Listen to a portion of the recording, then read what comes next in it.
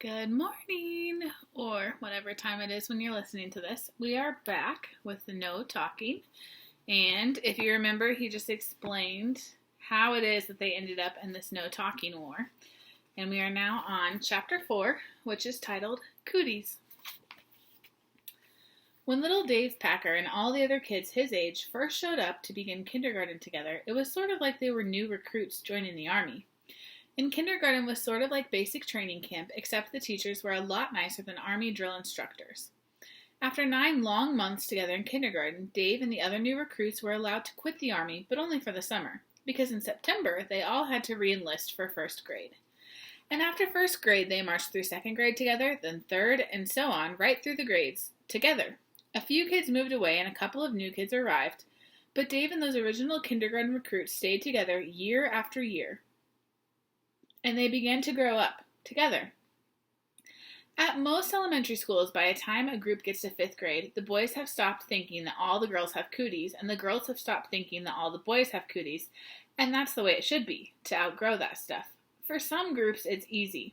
The kids grow up a little bit, and they all learn that everyone's a real person, and some of those persons are boys, and some are girls, and suddenly everyone gets along just fine, person to person, no more cooties. However, some groups of kids cling to those cooties a little too long. The boys avoid the girls, and the girls avoid the boys, and everyone keeps seeing cooties everywhere. And sadly, that's the way it was with most of the 5th grade kids at Laketon Elementary School. Of course, the 5th graders didn't actually use the word cooties anymore. That would have sounded like baby talk. They used words like dumb or gross or immature or annoying. But a cootie by any other name is still a cootie. And even worse, Dave and Lindsay were the king and queen of the 5th grade cootie cleaners. Dave had 0 tolerance for girls, and Lindsay had less than 0 tolerance for boys. And that's why Dave should have kept his mouth shut. Now, it's time to get back to the action in the lunchroom, because when Lindsay heard Dave say, "Boys never talk as much as girls do," she felt like all girls everywhere had been insulted, slapped in the face by a dumb, gross, immature, annoying boy. And she hadn't forgotten what Dave had already said about the top of her head blowing off, because of hot gas. Lindsay was not the kind of person who forgives and forgets an insult. She was the kind of person who remembers, and then gets even. So now we're starting chapter 5, which is called The Contest. Lindsay narrowed her eyes and hissed, "You take that back." Dave shrugged. "Take what back? That girls are big blabberheads all the time? No way, because they are. Everybody knows that." It's a shame to have to report this, but Dave actually believed what he was saying, and in his ignorant but creative young mind, an idea sparked to life. Before Lindsay or any of her friends could say something back, Dave said, "And there's a way to prove that girls talk more than boys. Unless you're afraid of some competition, you and your noisy friends." "Afraid?" Lindsay said, looking around at the girls. "We're not afraid of anything, except catching whatever made you so stupid." The girls giggled, but Dave ignored the insult, completely caught up by this new idea. He waved his hands to quiet them down. "Okay, here's the deal. A whole day of no talking at school. Not in class, not in the halls, not on the playground, nowhere. No talking at all.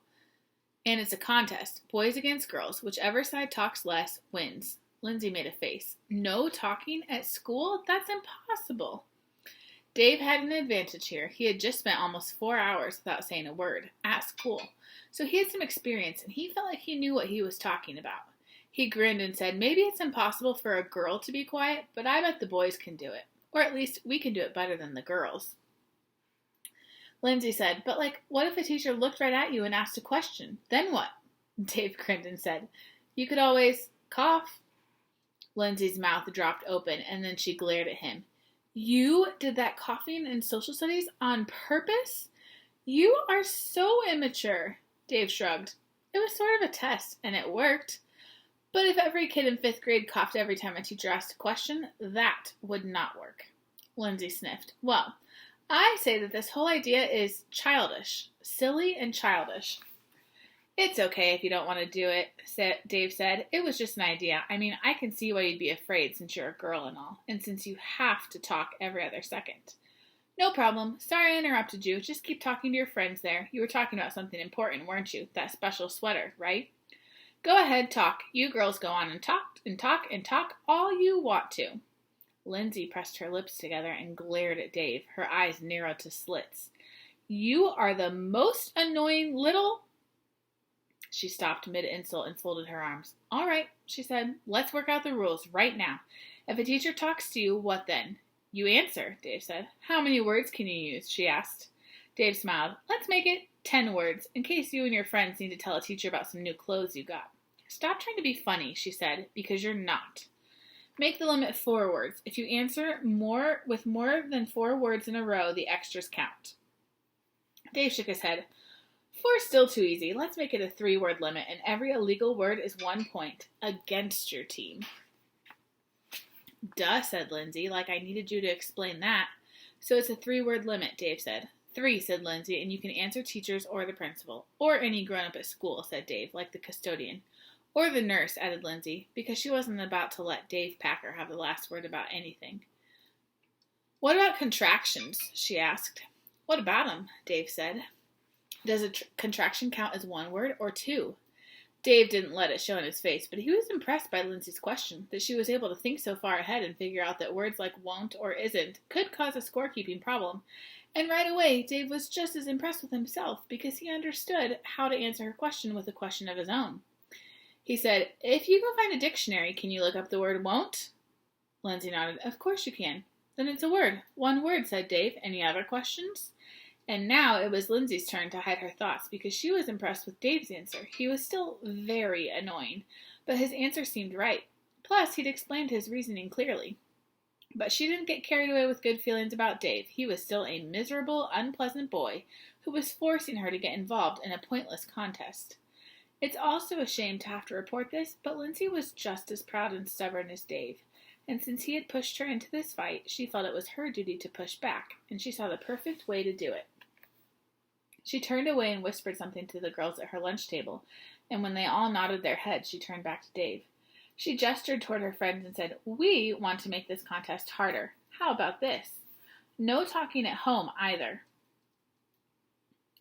Or on the school bus or anywhere else. No talking at all except for what we already decided. Not even to parents. And let's make the contest last for 2 days instead of 1. 2 24-hour days in a row, and unless you think that's too hard. Dave shrugged. Fine, no problem, except how do we keep track of all the mess-ups when you and your friends start gabbing at home? You mean when the boys cheat? Said Lindsay. Simple. We'll have to use the honor system when we're not at school. It's the only way. We all keep track of our own mistakes and report them. Honestly. Except I don't know if the boys can be trusted. Have any boys even heard of the honor system? I know you can trust the girls. Don't worry about us, Dave said. Lindsay tossed her head. So when does the contest start? The girls can be ready by tomorrow at lunchtime, unless that's too soon for the boys. Do you need more time to get organized, like a week or 2 weeks? Very funny, said Dave. We'll start Tuesday, tomorrow, at the beginning of lunch, and it's not over until Thursday. How about at 12:15? That'll be the middle of lunch period. Lindsay nodded, and Dave went on. I'll be the official scorekeeper for our side, and you keep track for the girls. And no cheating, okay? Lindsay nodded again. Agreed. She held out her hand. Dave looked at it like it was covered with slime. What? He said. Lindsay wrinkled her nose. It's revolting, but we have to shake on it so you won't try to back out. Dave shook and then made a show of wiping his hand on his pants, which got a big laugh from the 5 or 6 other boys who had witnessed the ceremony. And as Dave turned and went into a huddle with the guys at his lunch table, Lindsay did the same with the girls at her table. The contest was on. And this chapter is chapter 6, which is called Teamwork. The boys Dave ate lunch with were his best friends. He looked around at them and grinned after he'd explained the rules. Cool contest, huh? Todd shook his head. I'm not doing this. It's dumb. Who wants to not talk? Besides, it's impossible, like she said. You think girls can stop talking, but boys can't? Dave asked. So you're just giving up without a fight? Is that it? Todd said, Well, no, but it's still a stupid idea. So what? Said Dave. It's a contest, and the boys are going to win it, okay? So listen. First, we've got to tell every guy. Everybody has to be with us on this. Tim Flanagan was absent in homeroom this morning. I'll call him in case he's coming back tomorrow.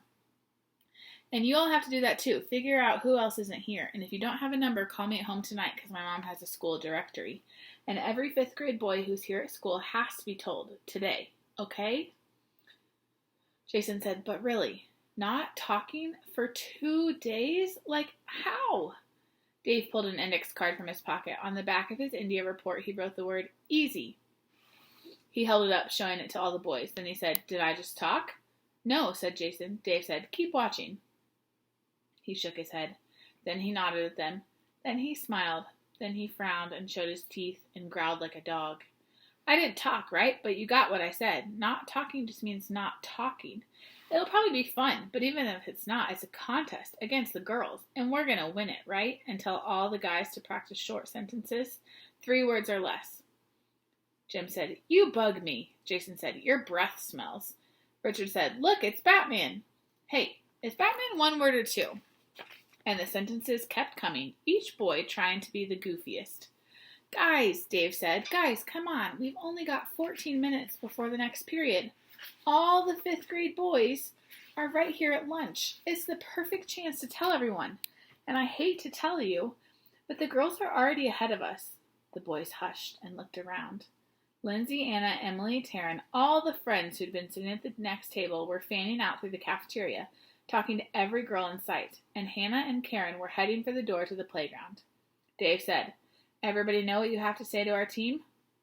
The boys looked back at him and nodded, each face deadly serious now. All right then, Dave said, let's do this.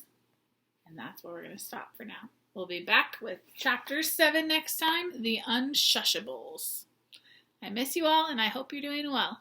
I'll talk to you soon.